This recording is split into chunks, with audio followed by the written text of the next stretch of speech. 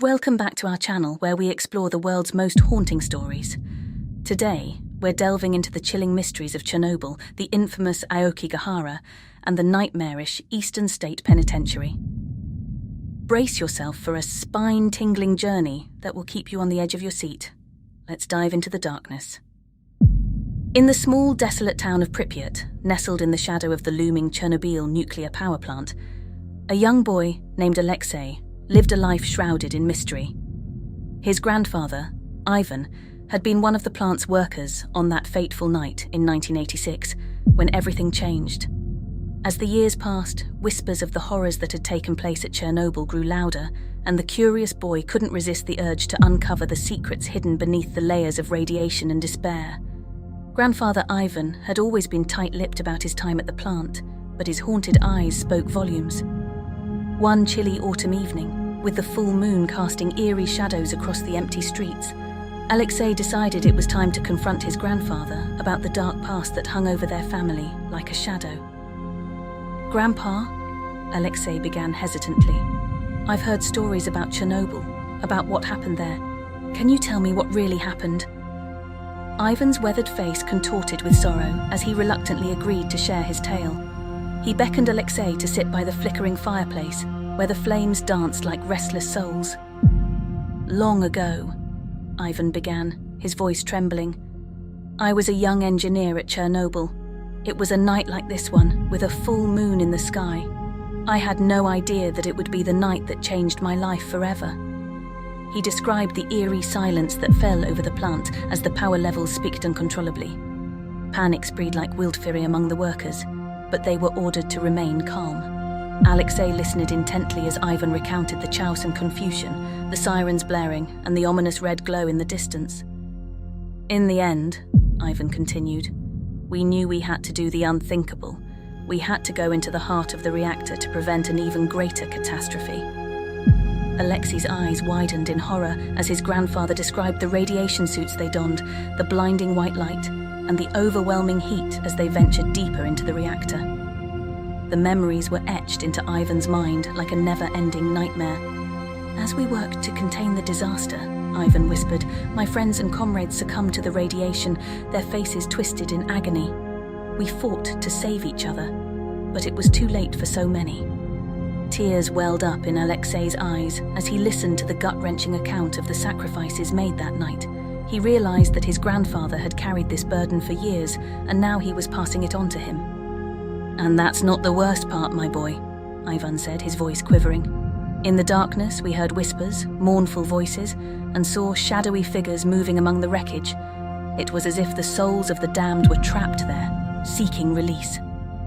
Chills ran down Alexei's spine as he absorbed his grandfather's words. The room seemed colder, the fire's warmth unable to dispel the creeping dread. "I've carried the weight of that night, Alexei," Ivan concluded, tears streaming down his face. "I've seen things no one should ever see. Those restless spirits still haunt me in my dreams." Months passed, and the curiosity that had gripped Alexei that night did not wane. Instead, it grew stronger. He began to delve into books and research about Chernobyl, determined to uncover more about the incident and the mysteries that surrounded it. One day, as he sifted through old newspaper clippings and government reports, Alexei stumbled upon a name that sent shivers down his spine. A scientist named Dr. Valentina Volkova had been conducting research at the Chernobyl Exclusion Zone for years, studying the effects of radiation on flora and fauna. She claimed to have encountered strange phenomena, eerie apparitions, and witnessed bizarre anomalies. Determined to learn more, Alexei decided to reach out to Dr. Volkova. He sent her a carefully worded email explaining his family connection to Chernobyl and his burning desire to understand what had truly happened on that dreadful night. To his surprise, Dr. Volkova responded promptly, agreeing to meet with him. Their meeting took place in a dimly lit cafe on the outskirts of Pripyat. Dr. Volkova was a woman of middle age, with a haunted look in her eyes that mirrored Ivan's. She spoke in hushed tones, as if afraid of being overheard. "Alexei," she began, "what you are searching for is not just the history of Chernobyl. It's a glimpse into the darkness that still lingers there. I have seen things that defy explanation. The spirits of the past are restless, and they yearn to tell their stories." As Dr. Volkova recounted her own experiences, she described shadowy figures that seemed to wander aimlessly, the sensation of being watched in the dead of night, and chilling voices that whispered in a language she could not understand. She spoke of equipment malfunctioning in inexplicable ways and how, at times, it felt as if time itself had folded in on the exclusion zone. Alexei was both captivated and terrified by her account.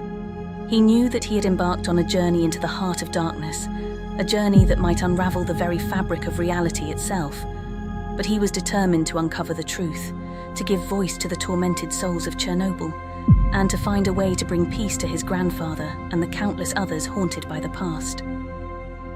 As Alexei and Dr. Volkova delved deeper into their investigation, they uncovered a series of journal entries written by Ivan during his time at the plant. These entries revealed the true extent of the horrors he had witnessed, the inexplicable phenomena he had encountered, and the feeling of being trapped in a nightmarish limbo between the living and the dead. April 26, 1986. The night is eerie, like something out of a nightmare. A sudden surge of power, alarms blaring. We've been called to the reactor. Panic grips the hearts of my comrades, but we march forward, our faces hidden behind radiation suits. The world outside feels like a distant memory as we descend into the heart of the beast. April 27, 1986. The reactor is a monstrous, roaring inferno. The heat is unbearable, and the radiation seeps through our suits, a relentless enemy. We fight to control the beast, to prevent further catastrophe. My dear friends fall one by one, their voices silenced forever. I can't help but wonder if this is the end of the world. April 28, 1986. Strange things are happening. In the midst of the chaos, I hear whispers in the darkness, voices that speak in languages I can't understand. My flashlight flickers, and shadows move in the periphery of my vision. Are we alone down here? May 1st, 1986. We toil day and night, but the reactor remains a relentless beast.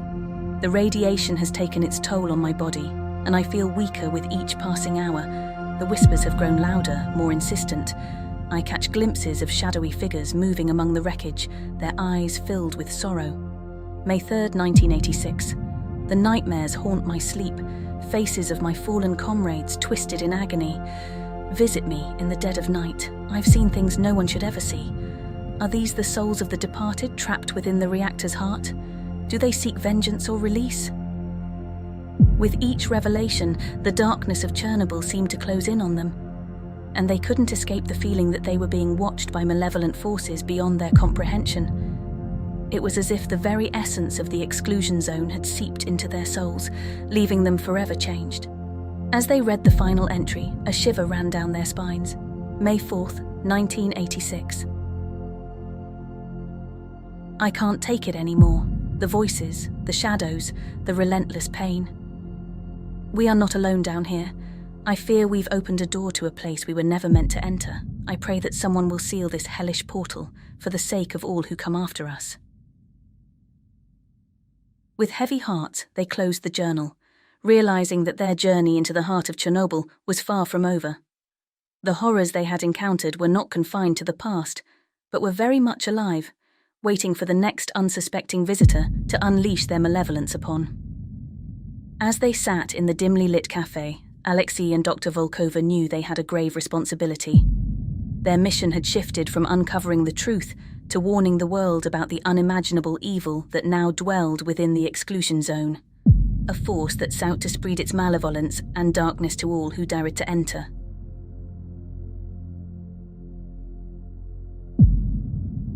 In the pulsing heart of Tokyo, where life is cast in neon and concrete, I, Akio, have always felt the pull of another realm, an unseen world that lay beyond the veil of modern existence, rooted in the ancient soil of Japan's storied past.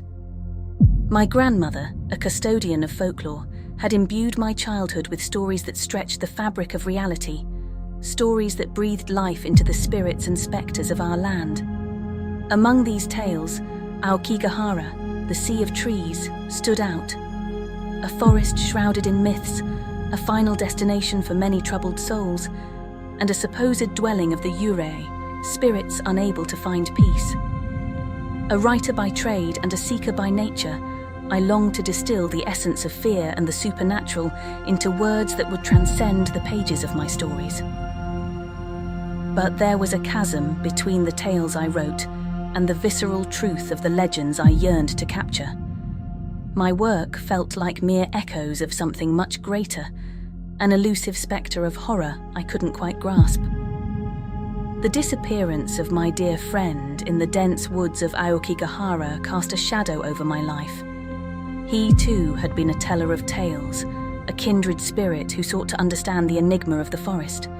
When he ventured into the sea of trees, he took with him a piece of my spirit, and the forest, in its silent majesty, refused to return him to us. His loss was a mystery that lay heavy on my heart, a mystery that called me to its dark heart. Determined to find closure and the raw material for a novel that would be my magnum opus, I set out to Aokigahara. The forest greeted me with a silence that was almost sacred, an antithesis to the relentless din of the city that I had left behind. As I ventured deeper, the whispers of the past seemed to rise from the very earth, and I felt the gaze of unseen eyes upon me. I spent my days wandering the forest, recording the faintest sounds, the subtlest movements. At night, by the light of my campfire, I transcribed my experiences, my words a lifeline that tethered me to my own reality. It was on one such night that she came to me, a woman whose presence was as delicate as the mist and as potent as the stories that had been entrusted to her by the forest. "Who are you?" I dared to ask, my voice steady despite the pounding of my heart. "I am the echo of those who have walked these paths, the keeper of their final thoughts," she answered, her voice resonant with a melancholy that was timeless. "Why do you reveal yourself to me?" I questioned, pen poised over the page, ready to capture her words. "You seek the stories that this forest holds," she said. "I am here to bear witness to them and to warn you of the toll they may exact." Night after night, the spectral woman shared with me the tales of the forest, stories steeped in sadness and beauty, in longing and despair. She showed me tokens left behind by those who had become one with Aokigahara, a tattered shoe, a rusted key, each a silent testament to a life that once was. Yet, with each tale, I could feel the essence of the forest seeping into me, filling the crevices of my soul with a darkness that was both terrifying and alluring. The weight of the forest's sorrow grew heavier with each passing day, and my dreams became haunted by the faces of those who had walked the forest's paths before me. One evening, as the twilight gave way to the inky embrace of night, I heard a rustling that seemed to encircle my campsite. I clutched my flashlight, casting its beam into the darkness, searching for the source of the sound. "Who's there?" My voice was a mix of fear and defiance. The silence that followed was suffocating, and the sensation of being watched intensified. I could almost feel the breath of the Yama-uba on my neck, hear the soft tread of her feet upon the fallen leaves. "I have to leave this place," I confided in the spectral woman the next night. "The forest, its memories, they haunt me. I'm losing myself in them." "The forest reveals its truth to those who listen," she intoned, her gaze piercing the veil between life and death. "But do not let it consume you. You must carry its stories, not be buried by them." Her words were a balm and a warning. With a resolve that seemed to come from outside myself, I packed my belongings and prepared to leave Aokigahara. As the dawn broke, I took one last look at the forest that had shared with me its deepest secrets and darkest tales. I was one of the few who had ventured into its depths and would return to tell the tale. Back in Tokyo, the experience lingered with me, a constant undercurrent to my existence. The novel I penned in the weeks that followed was a testament to the journey I had taken, a story that wove together the fabric of Aokigahara's haunting legacy with my own narrative. It was a tale of fear, of reverence, and ultimately of survival. I survived the sea of trees, but the person who emerged was not the same as the one who had entered. The voices of the forest still whisper to me in quiet moments, a reminder of the delicate balance between our world and the unseen. My novel, born from the very heart of Aokigahara, stands as a testament to that journey, a narrative that captures the essence of fear, the beauty of sorrow, and the triumph of coming face to face with the unknown and living to tell the tale. In the heart of Philadelphia, where the modern bustle brushes against the relics of history, the Eastern State Penitentiary stands as a grim reminder of a bygone era. Its radial corridors, now silent and cold, once echoed with the sounds of solitude and despair. Lana, a historian whose life's work was to unearth the stories of the past, knew this all too well.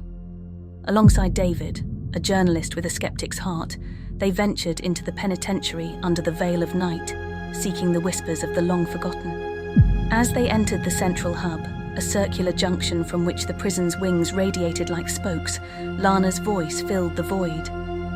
"They believed in the power of solitary confinement here," she explained, her flashlight beam cutting through the darkness. "Solitude was supposed to bring penance. Instead, it brought madness." David, though a skeptic, couldn't shake off the eerie feeling that the air itself was steeped in misery. "And you think their spirits are still trapped here?" he asked, his voice echoing slightly off the stone walls. "Some of them," Lana nodded, leading him down cell block 4. Here, she recounted the tale of the iron gag, a device as cruel as it was silent. An inmate here, one William Francis, was subjected to the iron gag for speaking out against the guards' brutality. He died in excruciating pain, and his blood is said to have stained these floors. It was at the end of this cell block that a voice clear and resonant broke through the silence, asking them, "Why are you here?" The voice bore an old-world cadence, its timbre vibrating with a sorrowful authority. David, no longer the doubter, called out, "Who's there?" His voice betrayed his fear. "I am William," the voice replied, and from the shadows, a figure emerged, translucent and flickering like the flame of a candle struggling against the darkness. "I was a locksmith in life, wrongly accused, and locked away in this house of sorrows." David and Lana listened, captivated and chilled to the bone, as William recounted his tale. How he was kept in darkness, the iron gag tearing at his mouth whenever he dared to move. "They wanted silence, but my screams were internal, echoing through the eternity of my pain. My death was a mercy, but my soul found no release." As William's story ended, a cold wind swept through the cell block, and the spectre faded into the darkness from whence it came. Yet, not all spirits sought to share their stories. Another presence made itself known, one that harboured a deep malevolence. A shadow swept across the walls, its form massive and intimidating. It did not speak. Instead, it wailed, a guttural, piercing sound that clawed at the nerves. Lana and David felt the temperature plummet as this second entity, a former warden known for his cruelty, manifested before them. "You do not belong here," it growled, its voice a cacophony of anger and bitterness. This warden, whose name was lost to history, was a man of violence in life, and it seemed in death as well. He had walked these corridors with an iron fist, relishing the power he held over the inmates. Now, his spirit lashed out, reliving his reign of terror. Objects began to move of their own accord, chips of stone and dust swirling in the air as if caught in a silent cyclone. Lana and David felt an invisible force push against them, an urgent, insistent energy that drove them back towards the entrance. "Run!" Lana shouted as a cell door slammed shut with such force that the sound reverberated through the entire penitentiary. They ran, the scornful warden's spirit in pursuit, its fury palpable in the air that grew ever colder, in the pressure that seemed to squeeze the very breath from their lungs. The once skeptical David no longer questioned. The terror was real as the pounding of their hearts and the desperate gasps for air. As they neared the entrance, Lana stumbled, her foot catching on a loose stone. David reached out, grabbing her arm, pulling her to her feet. Together, they burst through the penitentiary gates, the night air feeling like a warm embrace compared to the chill they had escaped. Panting, they looked back at the looming structure of Eastern State Penitentiary, its silhouette etched against the night sky. The iron gates swung slowly to a close with an ominous creak, as if the penitentiary itself was setting its boundaries, forbidding their return. Lana and David could not deny what they had experienced. The chilling tales of Eastern State were more than just stories. They were memories etched into the very stone. memories that refused to be forgotten or ignored. As they walked away, the weight of history on their shoulders, they knew their lives were forever altered. They had come seeking ghosts and found the restless souls of those bound to the penitentiary by chains of sorrow and rage. And while they had escaped with their lives, the echoes of Eastern State would haunt them, a stark reminder that some places are stained with darkness too deep to ever be cleansed. Thanks for watching. To support us, please like and subscribe.